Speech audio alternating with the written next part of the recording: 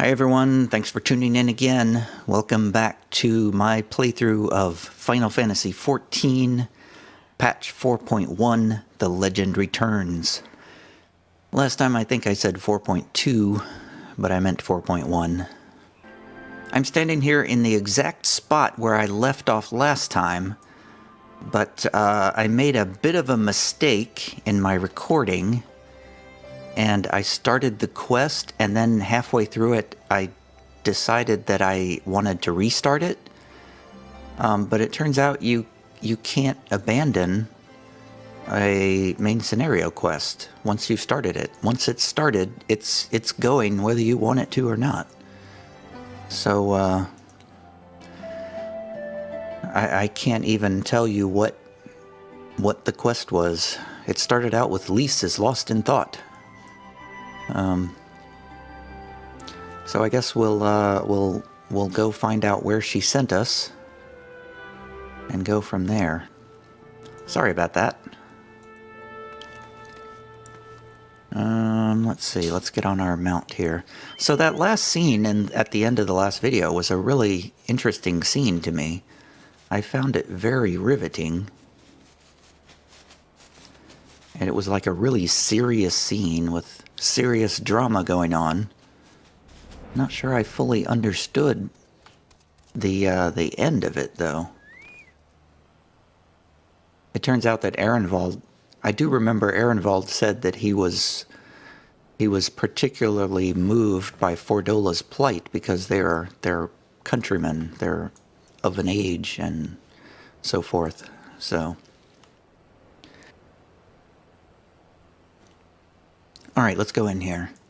Go into the Resonatorium guard, or talk to him. General Aldin is inside, aye. Will you be joining him? Yes, I will. I guess we're going to talk to Raubon. They keep calling him General Aldin, but I only know him as Raubon. I never would have known what General Aldin, who General Aldin was, if it weren't for Stormblood. Okay, so what's going on here? It still is not giving us a summary of what's going on. Something must have happened here. Lise. Come on, let's talk to Raubon. Let's go see what Ehrenwald has to say. They should burn this place to the ground and be done with it. Oh, so this must be a Garlean something. Oh, there's Alpha now.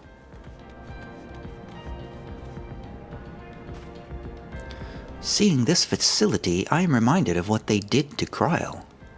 Yes, they did. They kidnapped her. We had to rescue her. Alright, Ironworks engineer, can you tell me what's going on here? Since I wasn't paying attention at the beginning? We received a request from the Alliance to analyze these devices, and I've been recording everything of interest. Okay, so we're analyzing things. We must have found out something about these devices. Is that right, Flame Investigator? So many bodies. Oh, yeah, there are a lot of bodies down there.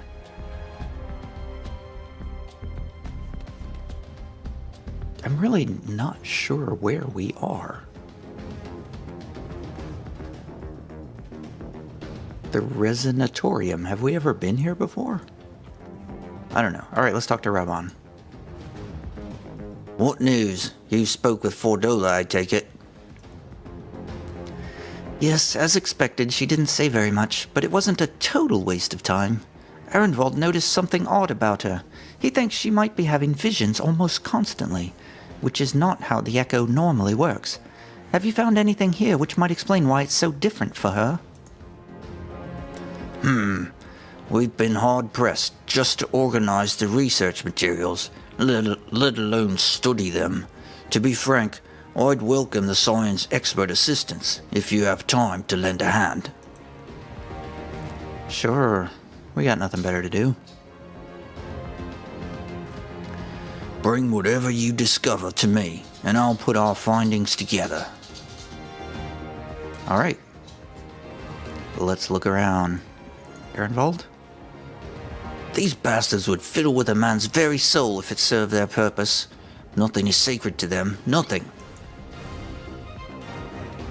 There's a flame investigator. Is that... Let's talk to Alphino again. For a race with no innate capacity to manipulate ether, the Garleans have conducted some exceedingly elaborate etheric experiments.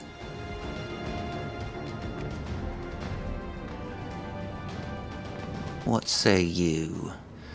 All the pods are designed to drain the ether of the occupant, save that one right there.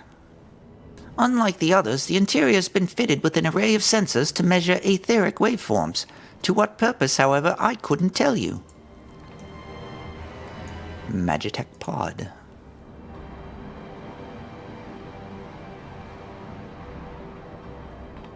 The device in which Kryl was held seems even more ominous now you know its purpose.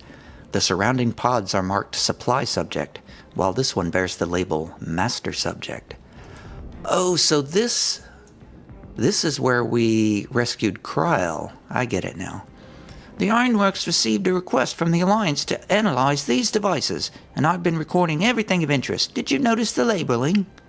All the pods are designed to drain the ether of the occupant, save that one right there. Unlike the others, the interior has been fitted with an array of sensors to measure etheric waveforms. To what purpose, however, I couldn't tell you. I believe you said that already. Where did Lise run off to? There's a fallen scrap of parchment. Idle conversation prohibited. Eating and drinking prohibited. The fallen scrap of parchment appears to list facility regulations, but nothing of any interest. Oh. Where did Lise run off to?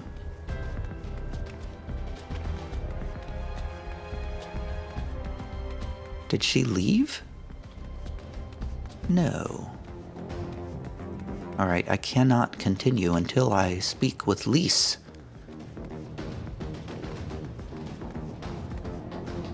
Maybe she went up here. Yes, here she is. Leave this section to me. Okay, fine.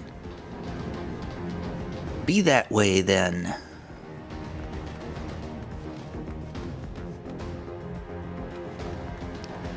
Man, I feel so dumb for messing up that initial quest. Oh well. Let that be a lesson to everyone. Don't try to zoom through a quest thinking that you'll be able to abandon it and then start it over again. Flame Investigator. So many bodies, every one of them a victim of these experiments. Few show any signs of external injury. From what we've been able to determine, they perished from forcible ether extraction. Such a miserable way to die. Indeed. Raban, it looks bleak.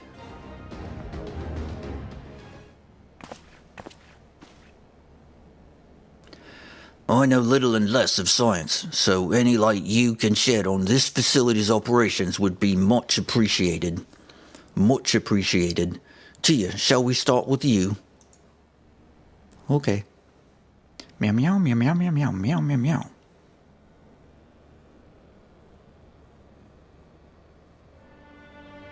Taken in combination with the testimonies of Kryl and Thancred, I do begin to see exactly what the Imperials were attempting here.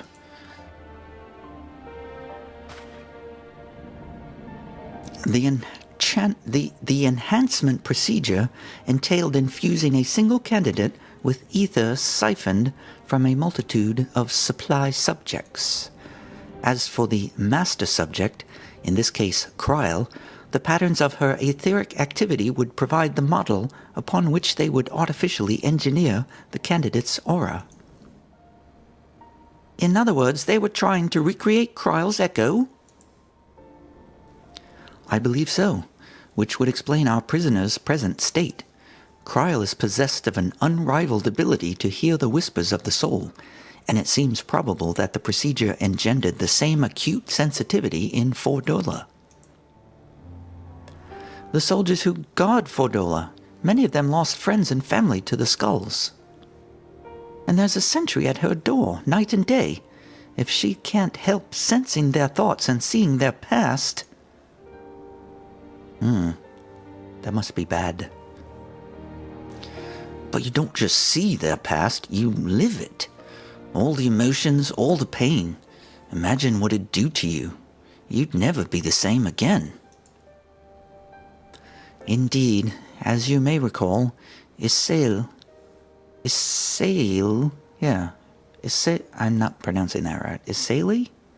Isail was completely transformed by a single glimpse of Hraesvelgur's past.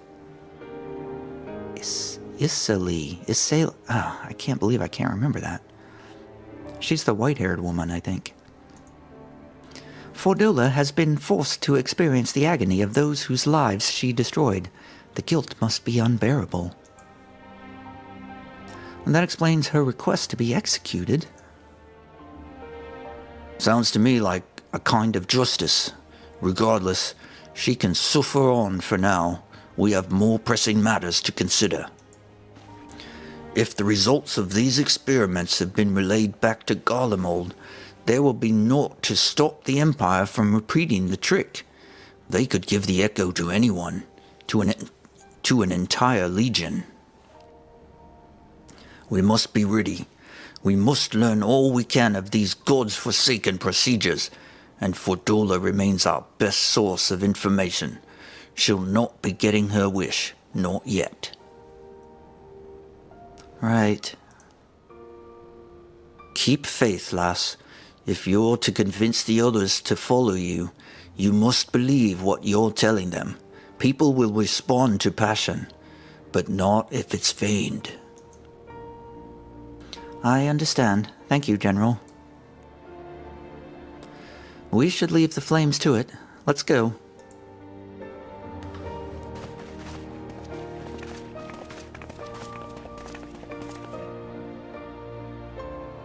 He gave a marvelous demonstration of that technique in the last video. Alright, this time let's actually do this properly. Alphino. The forcible extraction of ether from a living subject is invariably fatal. How many died that Fordola might gain her new abilities? I've never known why I was given the echo, but this makes me want to put it to good use.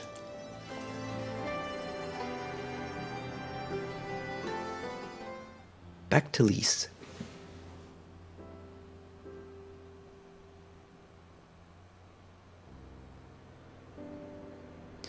I go looking for answers about the echo and end up getting schooled by Rauban. Yet more evidence that I don't know what I'm doing.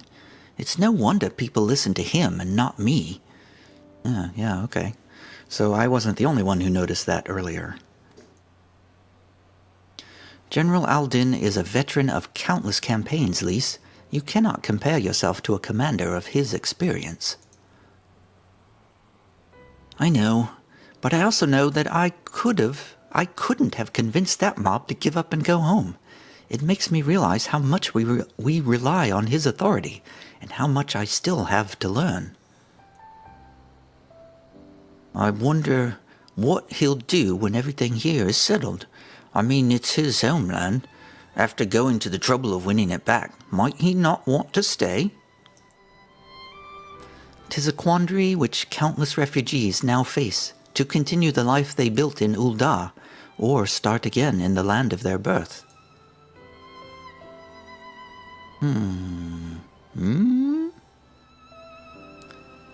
Tia, a moment! Pippin! I am newly returned from Ul'dah with a message from the Sultana. Her Grace desires an audience with you. She understands that you have responsibilities here, but asks that you visit the palace at your earliest convenience. Okay. Well, I must away and attend to other business. Until next time, my friends. Message delivery service complete. An audience with the Sultana. Depending on the nature of her consultation, this might be the perfect opportunity to inquire about the General's future plans. Huh? Yes, we'd all like to know about those, Alphino, but not everyone's as comfortable interrogating royalty as you. Take no notice of him, Tia. Okay, I won't. Echoes of an Echo complete. Yeah, I think I remember during the Stormblood story wondering if they were setting us up for Raubon to die at some point. And now I'm thinking that again because Lise said that thing about how, you know, Raubon's really so good at this, and boy, it'd be really bad if we lost him. Because all we have left is me. So that does sort of seem to be setting up the story to get rid of him. I guess they don't have to kill him off, I guess. They could just send him back to Ul'dah. That would serve the story just as well. But we'll see. Let's keep going here. Ehrenwald. In case you're wondering, I'm not planning on staying in Alamigo. Too many bad memories. And besides, I like my new life. Lise. I knew I could learn so much from Raubon if he decided to stay. But it's his choice, and I'm not about to try and persuade him. Ul'dah needs him too. Right, Alphino. A Sultana's strings. Alphino's thoughts appear to have turned from adventure to administration. Well, the question of how to put the Mad King's treasures to good use shows no sign of answering itself. Shall we be about it, Ehrenwald? I am at your beck and call. And I should be getting back to my own tasks. I'll organize a squad to head down into the ruins, and then start preparing for the big meeting. Oh, send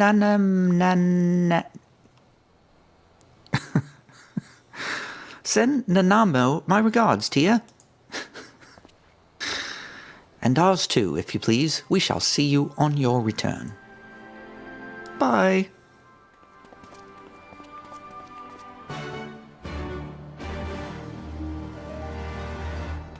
I'm afraid that one of my guildmates is going to be standing right next to me and I won't even recognize him.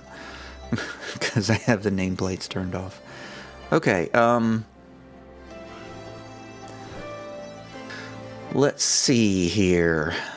What now?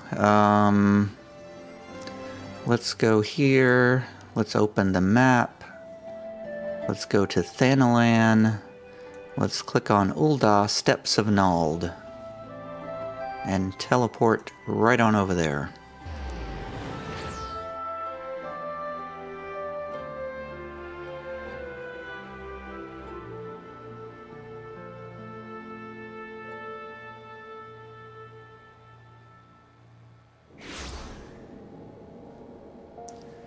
Okay, whoops.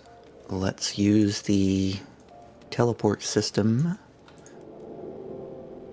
Ethernet. We're going to the Chamber of Rule, I think.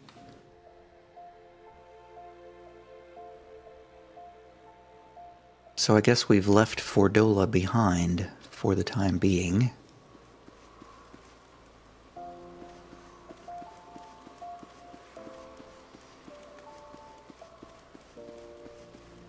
Now, I want to go back and completed main scenario. Scroll all the way down.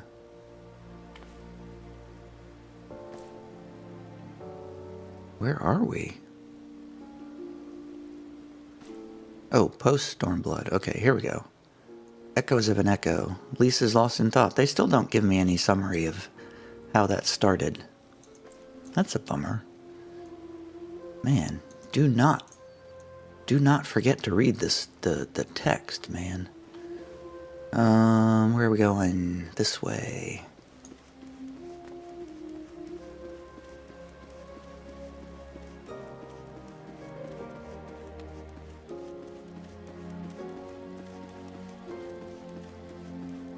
I do actually have it recorded, but I don't want to use that video because I had the chat window open and I try to hide the chat in my videos. I don't know why, but I just do. Bartholomew, what's up? You are expected, my lady. Please proceed.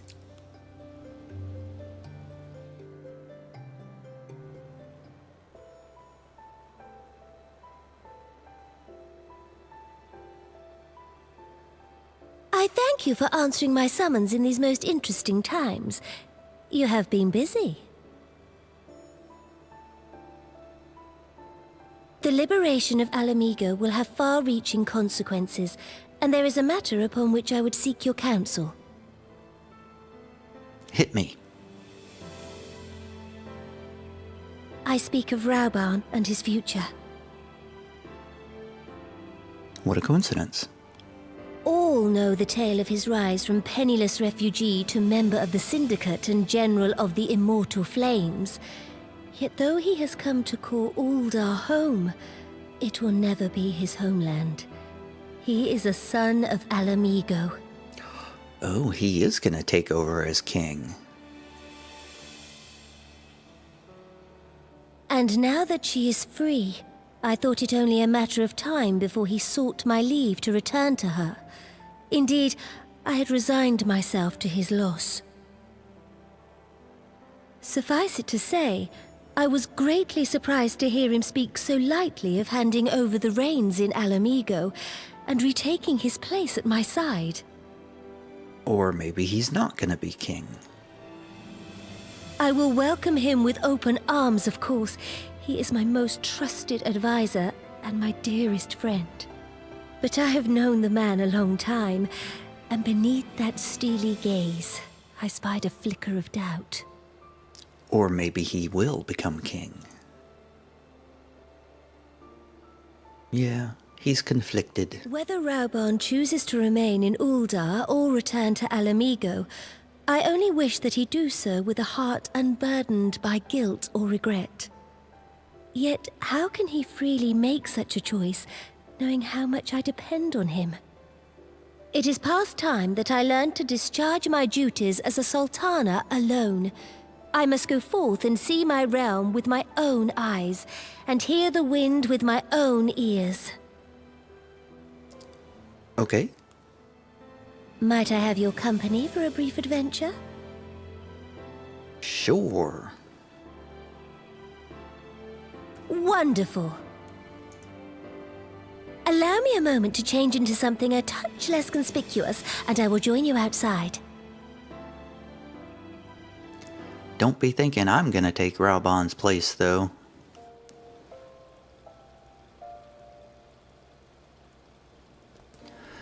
So, she's going to try to act more independent.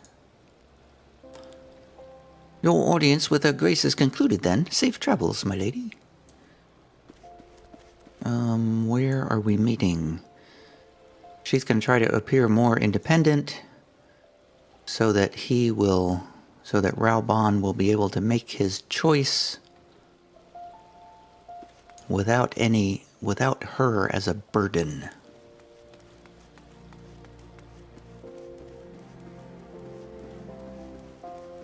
I feel like there might be some sort of codependency message there, but I don't know enough about such things to know.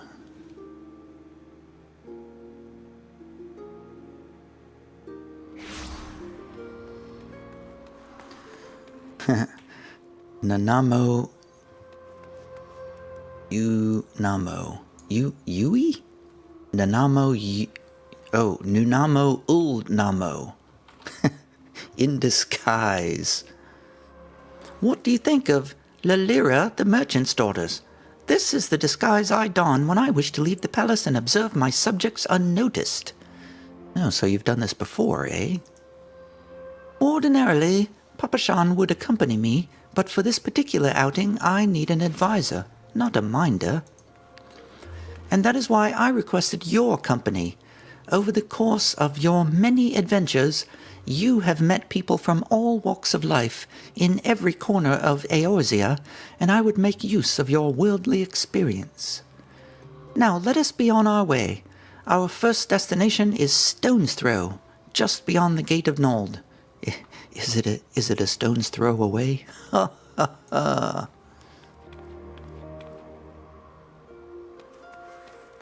Stone's Throw. I've been playing this game a long time, and I don't remember hearing about any place called Stone's Throw.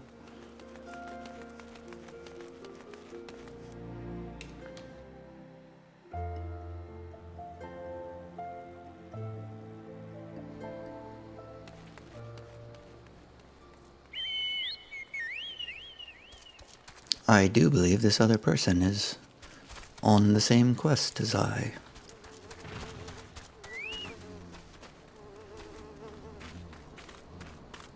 Look upon this procession of tattered tents. These refugees camp in squalor at the mercy of the elements and Thanalan's predators both.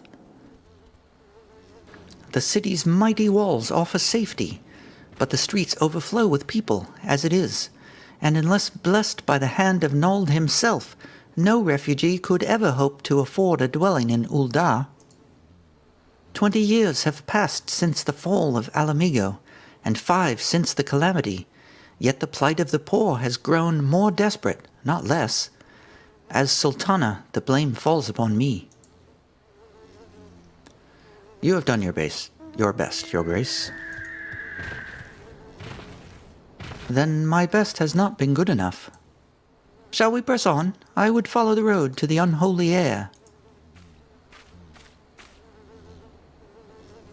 Stone's Throw. Huh. Okay, has this always been here?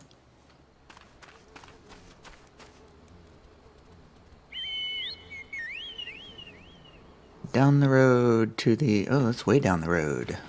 Alright. It is nighttime again in the game, and you can see why I didn't really want to record at night. The game loses pretty much all of its color at night. Everything's washed out and gray and dingy looking. I have to say, that's one thing I noticed. I watched some YouTube videos of the original version of Final Fantasy XIV, version 1.0, which I had never seen before. I gotta say, the original 1.0 version was a lot more colorful than the current version. They really washed out the colors.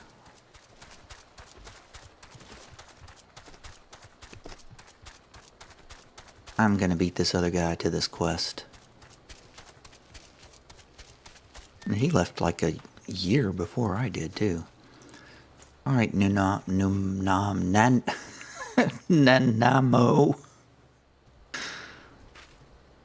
It was here, in this wholly unremarkable place, that my mother and father met their doom. I was but a child at the time. My parents were returning from an inspection of our interests in eastern Thanalan when an untimely rockslide crushed their carriage. To this day, it is not certain if the incident was simple misfortune or an expertly planned assassination. Rauban once offered to reopen the investigation and bring me the truth he assumed I must surely crave, but I refused. Even if my parents' death were orchestrated by the monetarists, we could only have brought their hirelings to justice. Wow, I butchered that. Even if my parents' deaths were orchestrated by the monetarists, we could only have brought their hirelings to justice. The true villains, those who plotted to put me on the throne as a biddable puppet, were ever beyond our reach. Thus did I plan to strip the merchants of their power and place our nation in the hands of its citizens, quite unaware of the consequences my actions would have for you and yours. I shudder to think how many goodly souls paid the price for my naivety. Yeah, you did kind of ruin things for a bunch of people there at the end of,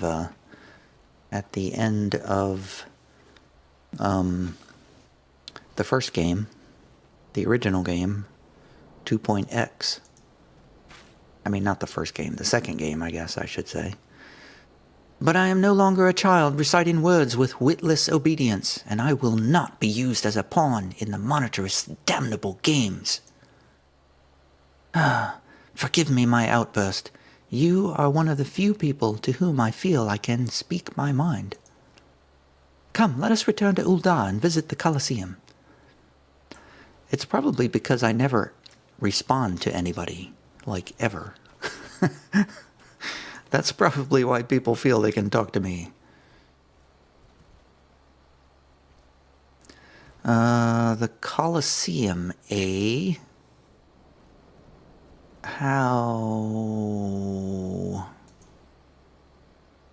How do I switch? There we go.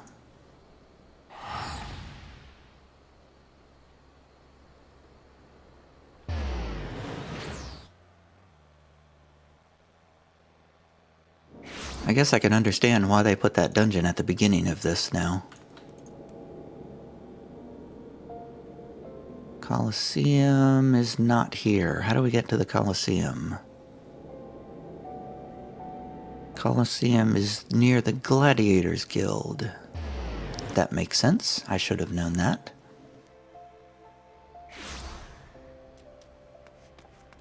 There's been a lot of talking at the beginning of this story, which is not unusual for Final Fantasy, but I guess if somebody really wanted to jump right into the action, it would be nice to have the dungeon there first. From the moment I became Sultana, I found myself thrust into an endless parade of document signing and ceremonies. For years, I simply signed where I was told to sign, and sat where I was told to sit, blissfully oblivious to what any of it meant. Yet one good thing did come from that ignominious chapter in my life, for it was during an official visit to the Colosseum that I first met Rauban. The match I had been invited to attend was not at all what I expected. They had pitted the bull of Alamigo against some dozen or so rival gladiators. Blinkered though I was, I would not stand for so obvious an injustice, and demanded to see a fair fight, one man against another, and my royal wish was duly granted. It was not until later that I learned of the gambling ring which had arranged for Rauban to die on the sands that day. Regardless, my intervention meant that Rauban had but a single opponent to dispatch, which he duly did. And when he knelt before me to receive the winner's purse, he swore that he would one day offer me his blade in service. Surrounded as I was by liars and manipulators, I confess I dismissed it as a pleasant piece of theater. But as you know, Rauban is a man of his word. Though it took him another 5 years of fighting on the blood sands, he amassed a fortune so great as to buy not only his freedom, but a seat on the syndicate. And then I had my blade. Flashback. No. Cutscene. Echo. Flashback. It is a flashback.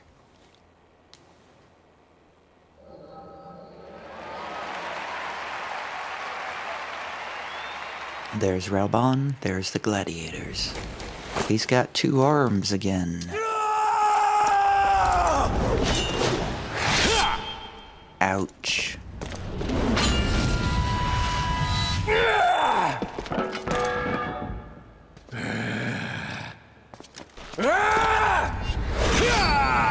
I feel like he used those exact same moves in Stormblood.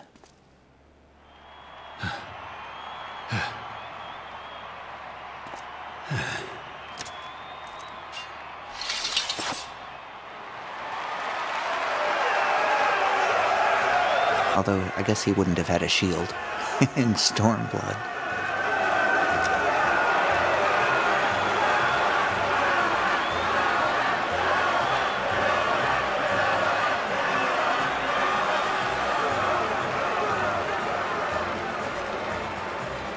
Your Grace, you mustn't! The danger is too great! Please, Your Grace, come back! I beg of you! It seems you're the one who needs looking after, Master Sham. Raban! Your Grace, I have kept the promise made. So you have, and in turn, so too shall I keep mine. With your winnings, you have become one of the 6 most wealthy souls in all Uldar, and so, as tradition dictates, Rauben Aldin, you have earned yourself a seat on the Syndicate. May your new station garner you still greater glories. I am honored, Your Grace, and vow to serve with every fiber of my being from this day till my last.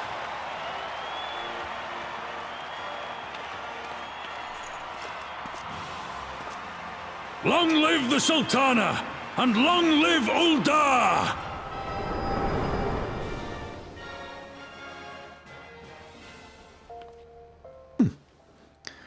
That was touching.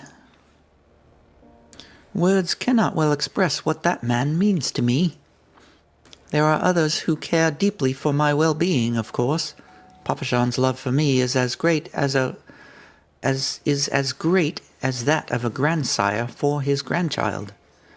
But upon matters of governance, I cannot turn to bodyguards and maidservants for counsel. Rauban, with the authority of his syndicate position, was the first sword I could wield. His was the only edge which could cut the strings that bound me. A Sultana's strings. Quest complete. Interesting. So that was just a bunch of backstory about Rauban and Nanamo. Interesting. All right, well, I'm going to stop here. It's 37 minutes now. We will pick it up here next time. Thanks for watching, everybody. See you later.